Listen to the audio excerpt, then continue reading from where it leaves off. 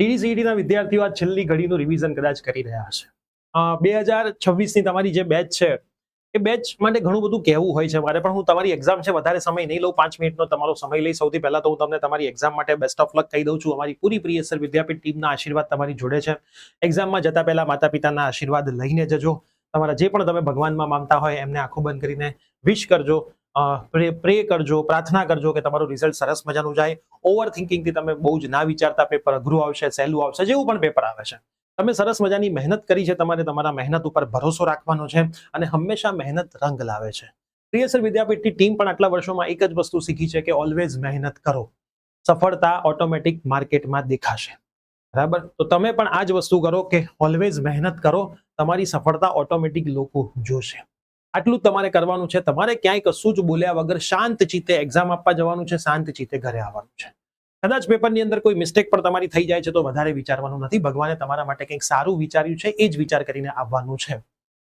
જિંદગીની અંદર આવી ઘણી બધી પરીક્ષા આવતી રહેશે. આ કોઈ એક છેલ્લી તમારી એક્ઝામ નથી આવી, તો ઘણી બધી એક્ઝામ આવવાની છે.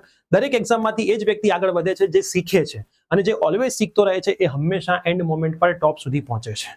DDCET નો સ્કોર ફક્ત એ નક્કી કરશે કે તમને કઈ કોલેજમાં એડમિશન મળશે. તમારું ફ્યુચર તો તમે જાતે જ નક્કી કરી શકશો. એટલે એ ફ્યુચર તમારા હાથોમાં છે, એ ફ્યુચર તમારું કોઈ છીનવી પણ નહીં શકે.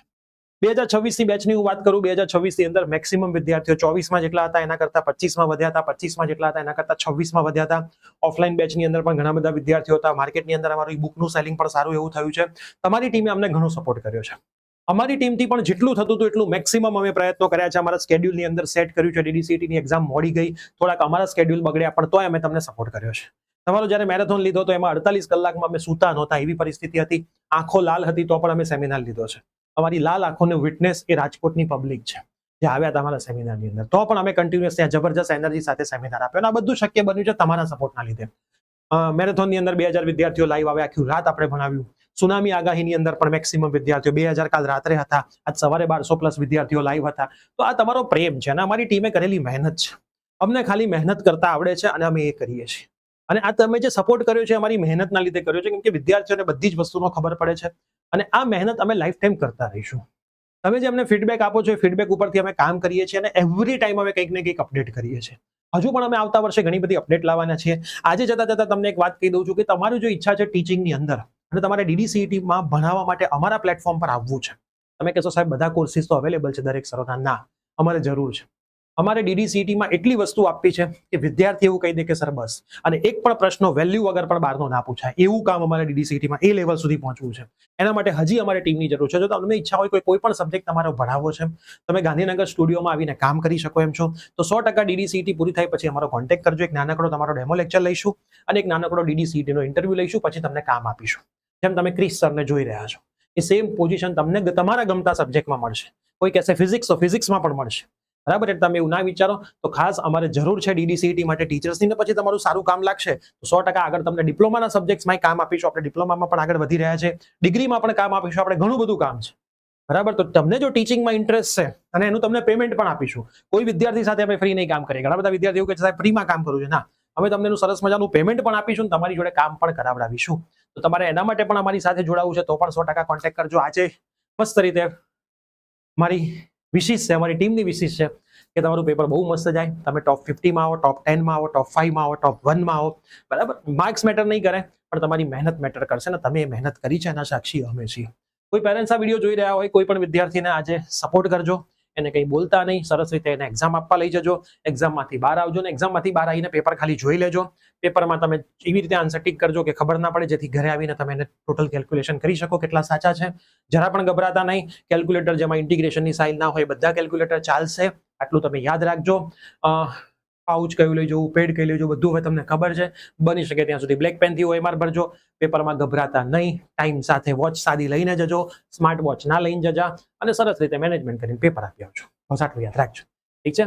અને બસ તમારે યાદ આવશે, તમારી બેચ જતી રહી છે એટલે તમારી યાદ આવશે. તમારામાંથી ઘણા બધા વિદ્યાર્થીઓને ક્યાંક મેં રોસ્ટ કર્યા હશે, ક્યાંક મેં જલેબી ગેંગ કહી દીધું હશે, પણ એ બધું ક્યારેક કહેવાય ને કે દિલની નજીક જે લોકો હોય ને એના માટે જ આવું આવે. અને અમુક વખતે અમુક વર્ડ અમુક બેચ માટે જ આવે, અને તમારી બેચ ખરેખર યાદગાર છે. અમારી ટીમ ઘણીવાર વાત કરતી હોય કે 2026ની બેચ ચાહે ઓફલાઈનની હોય, ચાહે ઓનલાઈનની હોય. ઘણી વખત છોકરા અમને ફોન કરતા હોય. મેં અમારા ટોપર્સને ફોન કર્યા હતા ત્યારે વિદ્યાર્થી ખુશ થઈ ગયા હતા કે પ્રિય સર તમે સામેથી ફોન કર્યો. અમે હજી સ્ટુડન્ટ જ છીએ અને અમે ક્યારે એવું બતાવ્યું નથી કે અમે મહાન છીએ. અને ક્યારેક વિદ્યાર્થી આવું ખુશ થઈ જાય તો અમને બી આનંદ થાય કે ચલો આ દીકરા કે આ દીકરીને ફોન કર્યો તો એ વર્થ રહ્યો હતો.